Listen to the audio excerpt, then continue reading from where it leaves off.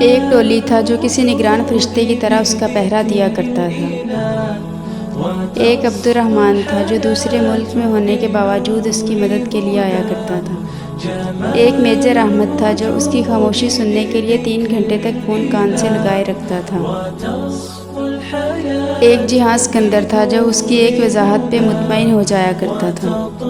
ایک حیا تھی، سلمان ماموں کی اکلوتی بیٹی، جو ترکی گئی ہی اس لیے تھی جس کا نام اپنے نام کے ساتھ وہ بچپن سے سنتی آئی تھی، جس نے اسپانجی یونیورسٹی کا اسکالرشپ لیا ہی اس سے ملنے کے لیے تھا۔ وہ اس سے ملنا چاہتی تھی۔ وہ اس سے ان گزرے سارے ماہ و سال کے حساب لینا چاہتی تھی جو اس نے اس کے انتظار میں گزارے تھے۔ جب وہ اس سے ملی تو اس نے اس سے پوچھا کہ کب پھپھو نے تمہیں بتایا کہ؟